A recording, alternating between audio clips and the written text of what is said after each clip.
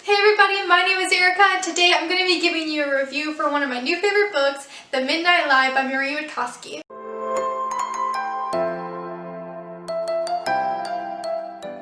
So, I decided in 2021 that I do want to be better about reviewing books. That is going to be starting out with my first 5-star review of this year, which was The Midnight Lie, obviously. And I am already reading a lot of really good books. I mean, I've only read like 4 books so far, but they've all been like 4 stars or higher. And I do want to start reviewing books and like taking notes a lot better. This one I did not take notes while I was reading. I ended up just taking a bunch of notes after and just kind of going back through the book and like main points I wanted to discuss. So this review is going to be spoilery, but I'm going to do a nice general summary, like what I liked about the book first, and then I'm going to dive into all the little details and things I loved about this book and like things that are going to spoil it for you all. I started this book one day on my way home from Target. I saw it, picked it up. I knew that it was sapphic, so I wanted to read it right away. I was on the bus ride home and I just like could not get into it. Like the writing for some reason felt really like, I don't know, I just couldn't get myself into the story. Plus I was on the bus, I was also very distracted and probably not as focused as I could have been. So initially I was like, I'm not really a fan of this right now. I'm gonna put it aside until I'm ready to actually pick it back up. So come a few days ago, I finally picked it back up and I absolutely loved it so much. So now I'm going to be telling you about this book and why I loved it, and it's just amazing. Okay, so beautiful. Look at the cover. First off, we are going to appreciate this cover. I love the colors of it. It doesn't seem, oh, I had a Target sticker on it, so it's very sticky here. I'm very annoyed about that. But look how pretty it is. I love this vial that we have, the beautiful rose and the serpents. And then the bird is just so pretty. I was not actually expecting to like it as much as I did. Anyway, let's just get right into this review. The Midnight Lie actually takes place in the same world as her Winter's Curse series, their trilogy. So like the Winter's Curse, it takes place in that same world. I have not read that series, so I don't really know much about the world, and I just only know it from this story now. This book follows a girl named Niram. She's living on this island and she lives in this area called the Ward. The Ward is completely devoid of color and just like any sort of happiness. The people living there aren't allowed to wear certain colors. They can't even eat sweets or really have any sort of pleasure at all. Those things are saved for the people who are high kith. The people living in the Ward are considered half kith. Anyone living in the Middling quarter are considered high kith, and then there is actually like the area for the high kith, which is like the high kith quarter. So that's where all the like higher class people are living. They are all divided up by this wall that is separating them by class. So Niram was abandoned at birth, and then at the age of 12 she was taken in by this woman named Raven.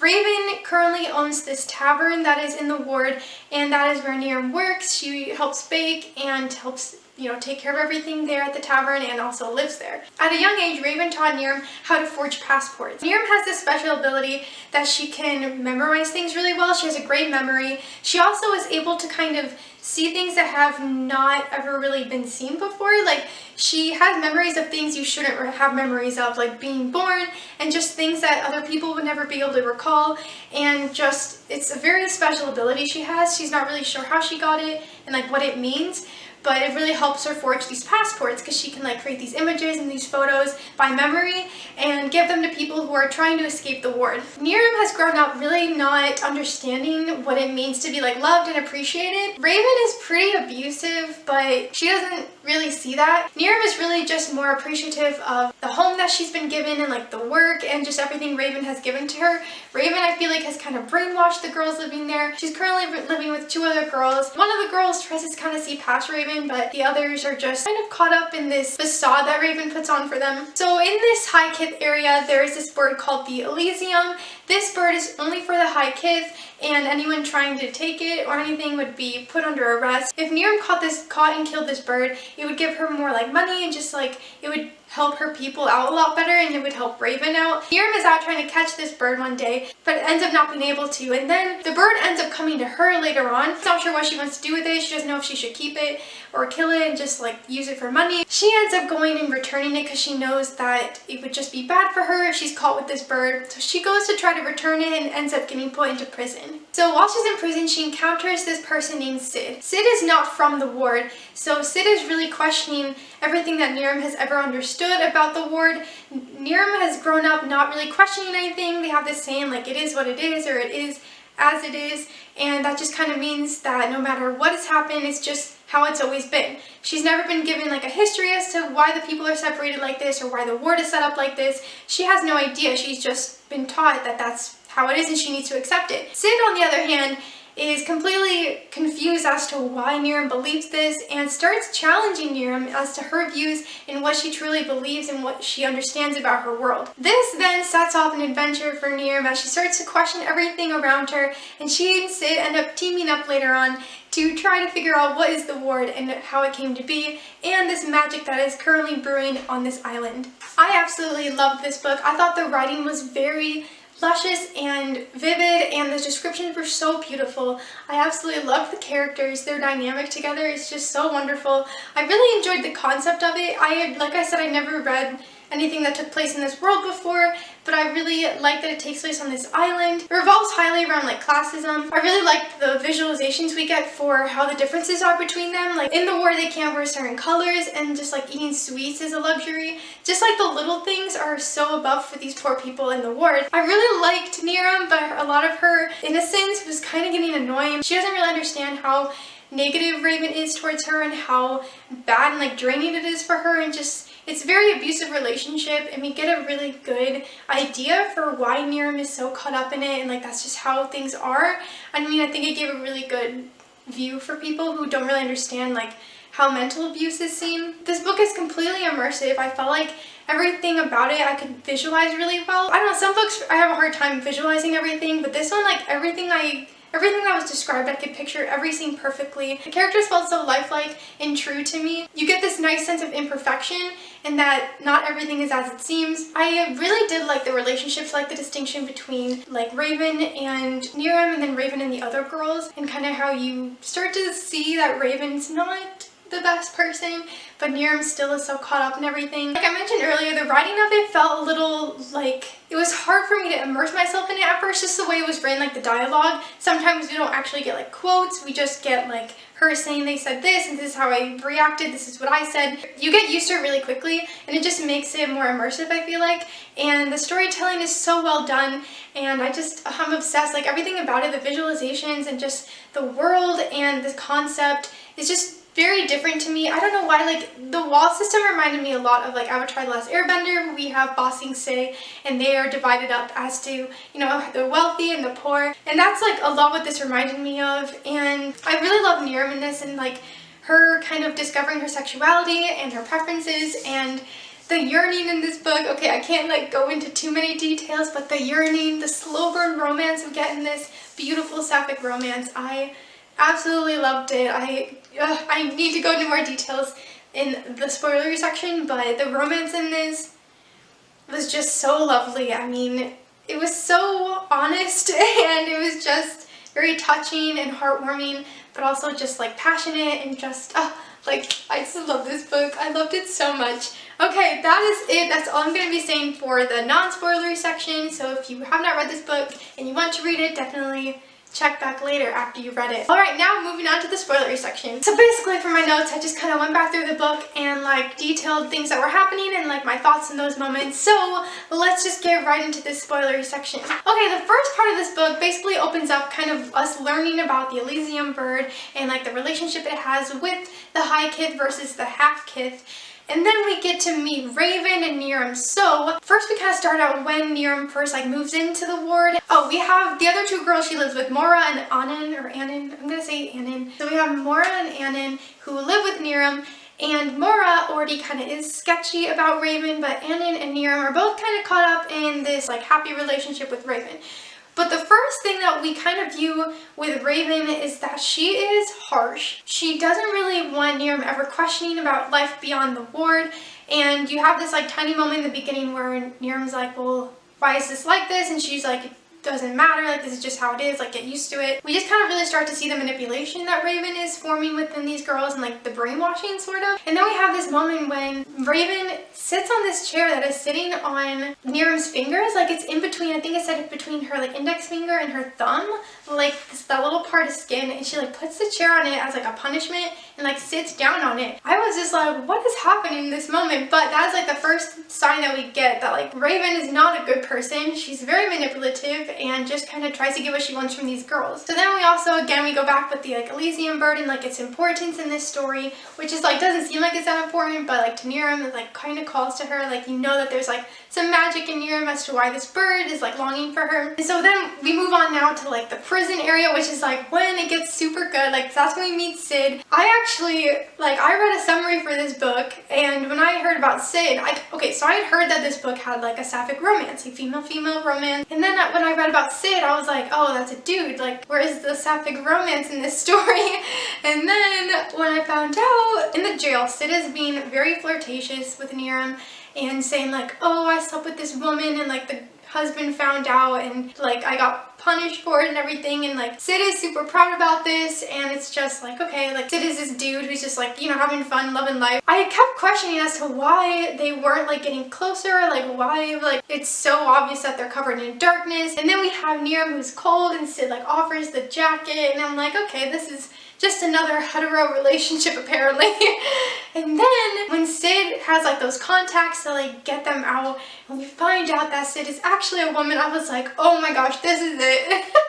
So Niram is like so confused, and like the way she like questions her sexuality throughout the story, she's so kind of like annoying about lesbians. Like she's just like, oh, that's not right, because like in her home, like that's not allowed, but like in the other like high kith areas, it's not really questioned. I mean, unless like royalty, like, you know.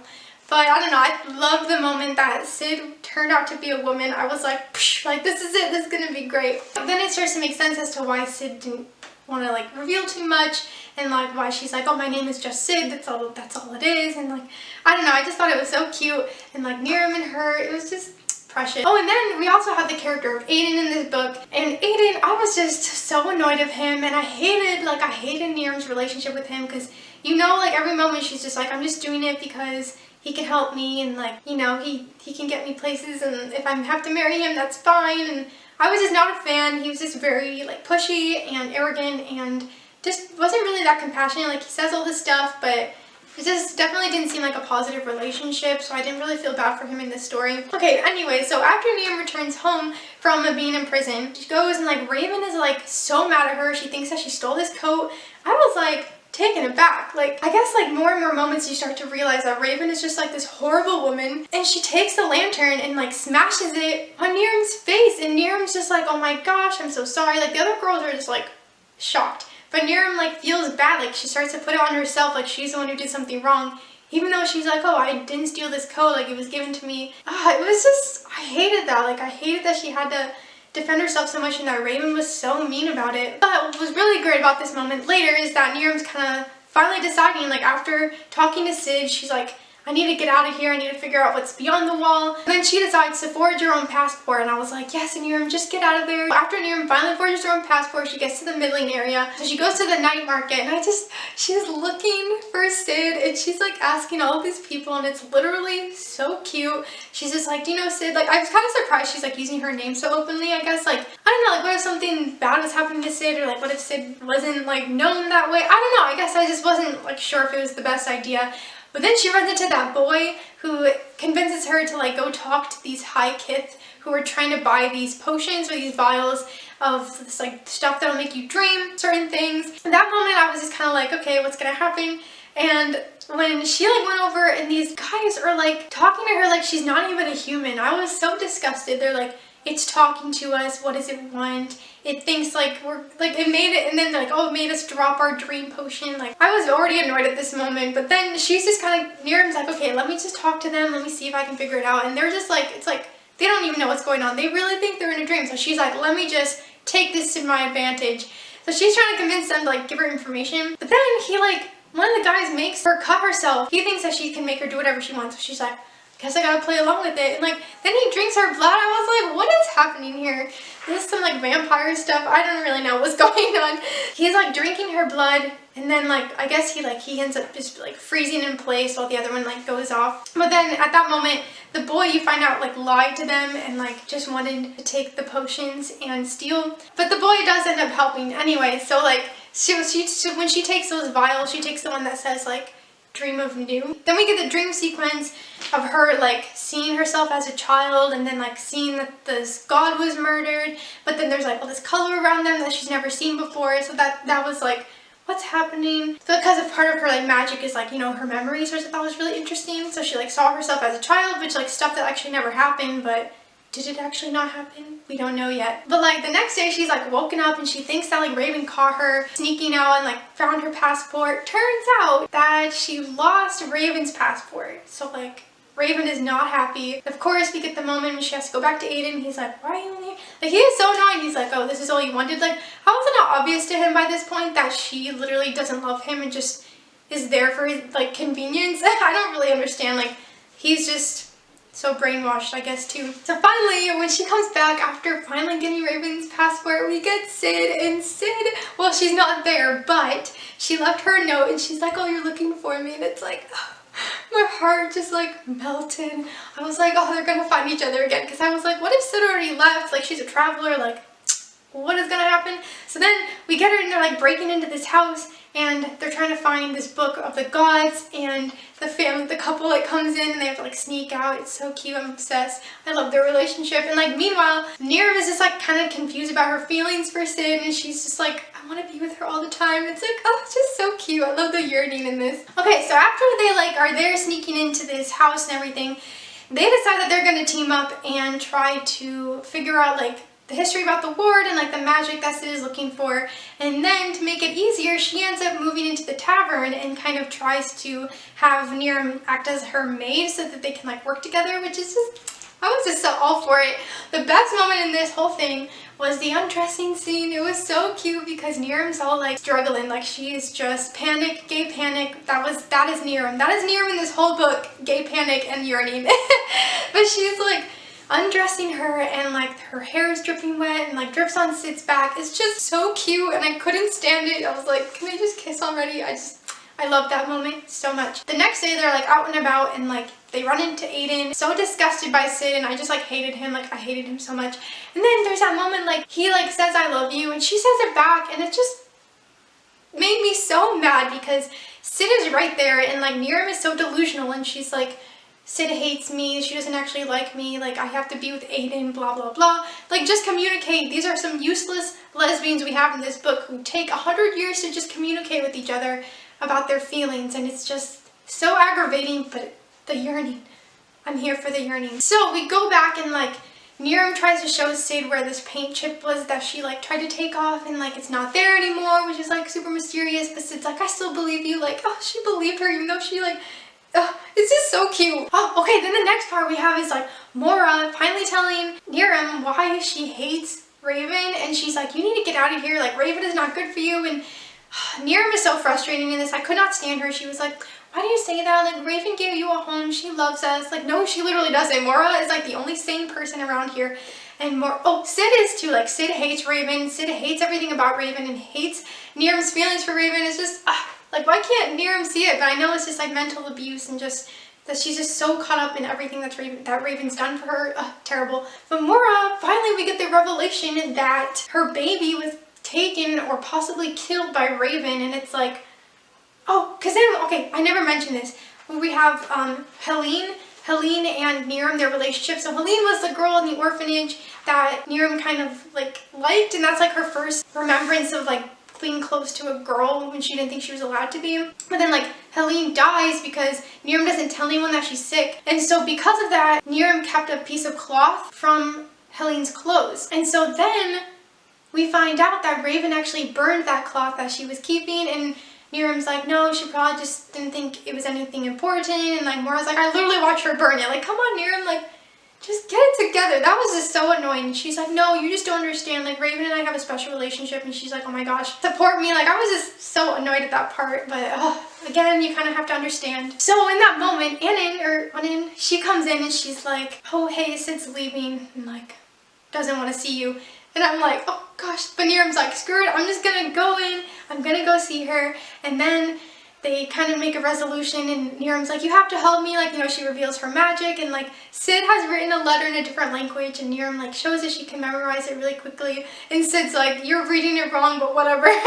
So then they decide that they're gonna go to the high kid area, and that they're gonna stay there together and try to figure out this adventure and all this mystery on their own. Raven and Aiden, I hate them in this moment. They both try to make Niram feel so terrible about leaving, and like Aiden proposes and she said yes, and I was like, no, don't say yes. Like, I was just so annoyed. Like, she really didn't think that Sid liked her in this moment. Like, I couldn't. I was so irritated at that part. But you know, obviously everything has to happen that way. But I hated Aiden and Raven. Like, Raven just like wanted the money and all this stuff, and I just hate Niram. Like, she keeps like defending Raven and trying to make it seem like it's okay, like the way she treats her, and it's so disgusting. And again, like, during all of this, we have Niram being all like awkward about being gay. Like, once they get to the high kith area and she's like, oh, someone's gonna see us together. Yeah, I don't know, just like the way she like questions her. But I guess that's just how it is to be like a lesbian, especially in an area or like with people that don't really understand. Like, you get all these weird looks and like questioning, and it's just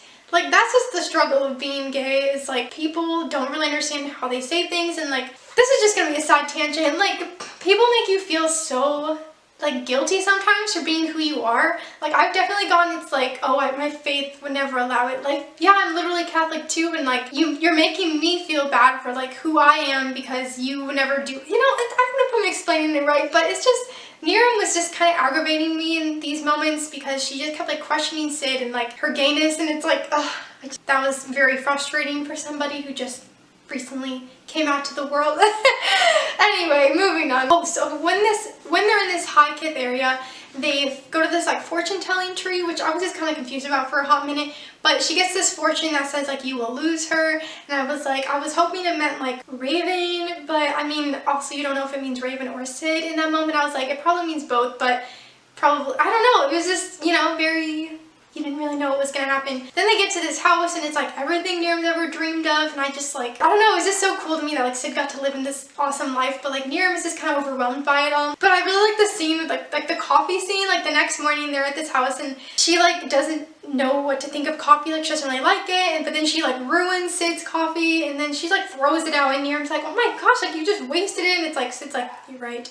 Why did I waste it? But I just love that scene because I like the cute, like, little happy moments that they have together. Okay, one of the next best moments we have is like they're discussing what they need to wear for like these parties that they're going to be going to kind of do some like, you know, scouting, just figuring things out. And Niram's like, oh, do I wear this dress or like this other brown dress? And Sid's like, I don't know, like, this is awkward for me. And she's like, why? She's like, oh, you're going to be hard, like, you're hard to look away from. And that was just so cute because it's just like so awkward, and she doesn't really, like, she's like, I can just see her like not meeting her gaze, and she's like, you're hard to look away from, like, then she's like, can we not talk about this? Like, it's really awkward for me, like, I feel uncomfortable. And Niram's like, oh, yeah, okay, whatever. But she's like, I don't know, like, it's just so cute, like, to see them struggling. Like, again, there's that gay panic, and it's just, I can't. But it's like she means it because, I don't know, just because of her beauty and just like how different she is compared to other women, and then just like obviously being half kith, like people aren't supposed to know that yet, you know? Then Sid finally reveals that she's like the queen's spy, which I was like, this is interesting, which is why she like travels a lot, and like it's just, she kind of revealed more about her like relationship with the queen, like why she has such like a big name, and like why she's important, and like why she has all this stuff. So we're learning a little bit more. And then we have the Madame Mir scene, which is like when Niram goes to like get a new outfit, she like has this like magical vial where we see the vials, and the vials are the same things, you know, we saw with the men who were like the dream vials. It's like the liquid, it's like a pinkish liquid. Oh, but then we have like, I don't really remember if now I'm just like rambling, but we have like the healing things, and it like heals her scar, and like they have these magical vials. Obviously at the moment she doesn't know what it is. Then we run into the boy from the night market. Then we find out like he's the one who told Sid about her and like all that stuff. Then he like, somehow he knows Sid well, but I guess like Sid is supposed to be late for this party, but then she's already there and Niram sees her. Then she's flirting with this other girl, and I'm just like not about it. I was like, can they just like reveal their feelings for each other? Because I'm so sick of the like dodging it. It's just, but then obviously we learned later that like Sid was just trying to make her jealous, which was so cute. Oh, I'm just obsessed with them. Then so when they're at this party, again there's those like vials of little pink liquid, and they're also playing this game called like Pantheon. And okay, so that moment, so Sid has like that pocket watch that says desire, and Niram wins it so she can break it. I think it's like, I guess because like the last time she had it, it was working, that was the word that came up. I don't know if it was like jealousy. I was honestly kind of confused by that, so if you get it, like, let me know. But I think that's what it was, because it was like desire and she like wanted that. And then like we have that scene, like that moment when like Niram's like crying and Sid like comforts her and like makes her swear that they'll take all this luxuriousness and like give it back to the people in the ward, which I was like, that's fine, that's cute. And then finally, everybody, we get the kiss that we've been waiting for, all this lesbian yearning, all this gay panic. We finally get a kiss. We finally get it, and it's written so beautifully and so like subtly and cute and soft, and I just like love these girls so much. But then of course it's like, no, I can't do it, and like, my heart. I was like, they were this close, this close. So I was very sad about that, but obviously knew it had to keep coming. But it was just written so perfectly, because like you're waiting for it and the anticipation, and then they finally kiss, and like Niram is just so happy. Like she's just like you know, she wants her so badly, and like she feels like Sid doesn't want her, but she's like, you know what, screw it, I'm gonna kiss her. It was just such a beautiful moment. I'm obsessed. Meanwhile, like we're still getting like stuff about magic. I kind of like didn't write any of that stuff down because I'm just talking about the yearning most of it. Mir like realizes that Niram is actually half kid, but she's like, I'm not gonna tell anybody, like I could already tell immediately like when I met you, because she didn't like know what the liquid was and everything. Oh, well then Niram kind of starts to put pieces together, like that these vials are magic, and that, I mean obviously they're magic, but they can like make high kid like stay younger, like they're constantly drinking it so that they look beautiful and like perfect and all that. I never went back, so she realizes in this moment she needs to get like the passport of a councilman, which rewind back to the first night at the house, she like went back to that fortune telling tree and saw a councilman like watering the tree. So obviously like these council people like know something's up, and like they know about the magic and they're trying to like keep it alive or something. Like I don't know, I just feel like she like realizes that the councilmen know things. So she goes back to Sid and she's like, well, we need to get a passport, so now we gotta go to all these parties so I can like forge a passport for a councilman. So they go to this one party and like it's like upside down. I pictured it like, you know, Sid, like the chandeliers were actually on the ground and like the party people were like up there, and they have to like drink this liquid to get up there. And they run into those people that she bumped into in the middle, like in the middling court at the night market, the ones who like drank her blood, and she's like trying to get this information out of them, and they're just like being so annoying. It took way too long for us to get this info, but finally they're like, yeah, it made me like see memories, like really sad memories that like had like such a huge effect on them. So in order for Niram to like see if this is true, she finds out like she thinks that this is her blood, like half kid blood is actually like magic. So she makes Sid drink her blood, and like of course it works, and like Sid has these memories come up that are like really heartbreaking and really hard for her to like look back on. But then we get the nice love scene finally. I even have the page written down in here, page 279. It took us so long to get there, and we finally got there. Sorry, I'm just rereading it. And we have the moment where she's like, she finally admits that she doesn't love Aiden. She's like, no, I don't love him, I just said I did. He expected it, and I worried what he might do if he didn't get it. She leaned one shoulder against the wall, looking down at me, her brow furrowed, her hand stuffed in her pocket. I said, I want you. Her expression changed and deepened with decision. Her mouth slipped into a slight smile that looked almost self-mocking. Do you? Yes. Niram, I can't be good to you. Then be bad. I'm so sorry. It was just, it's kind of cheesy, but it was just so beautiful and just very romantic. Like they finally have been like yearning for each other this whole time. They finally get it. I was very happy. I'm just reading over it. Just the yearning. Lesbians are the best yearners. Okay, everybody, now we're back. So after this beautiful romantic scene, we have Niram. She returns to the ward so that she can forge this passport, like of the councilman and everything. She goes back to Mora, and Mora obviously tells her, like, I want you to leave, like, do not stay here. I don't want you to get caught up here with Raven. Raven's luckily not there when she goes back. She's actually pretty happy about that. I was like, thank goodness. But then, when she goes back to this printing area, she runs into, like, Harvard. Yeah, Harvard's the guy who works at the printing thing, and he's like telling her like there aren't any books about the gods, like all those history books were like taken from them by the Lord Protector who like runs this island and everything. And Niram's like, wait a second, that's weird, like why would all these books be gone, like there's no history about this place. And then he tells her that there is a book about the Lord Protector's life that is not like allowed to be read or anything. It's kept in the secret area called the Keeper's Hall. And back with the party, and that one girl that she was flirting with, her name is Lil. She is the one who like has all the maps, I guess. So fast forward back to where we were. Also, we go and meet Aiden during this time, and finally Niram admits she doesn't want to marry him. I was like, thank goodness, like get this guy out of the picture. But then he tells her that Raven is living a secret life as like a middling. Like she's living like higher than she actually thought that she, you know, she like was taking all their money and like living a better life and was lying to all of them. So Niram like goes and finds this house, and Raven's like, I want you to live with me, like we can have a life together. And like finally Niram's like, girl, you lied to me. Like like it took her all this time to finally like get mad at Raven. And even then she was kind of convinced that she could like live this life, but finally she just like breaks it off. Like it was just too much. I was like, come on, Niram, like Raven has betrayed you, she abuses you, she's horrible to you, she's like the worst human being, and yet you almost fall for this trap. Thank goodness she didn't. She gets herself out of there. I was like, God bless. Okay, so then we go back, and now there's like this parade, which I almost forgot about this part. So like we have the parade happen, and the Elysian bird flies over to Niram, because Niram's obviously magic and everything, and then she is able to use her magic, like her memory, to like change the memories of people going after her. Like, so she'll like tell them like, no, you're supposed to be doing this. You're like, no, they told you this. Like, so it convinces them to like go somewhere else. It kind of reminds me of like using the Force. She can like wipe their memory and like change it. So she ends up getting away, and finally when she goes back to the house where Sid is at, this man has returned, the one who did them the favor and got them out of jail.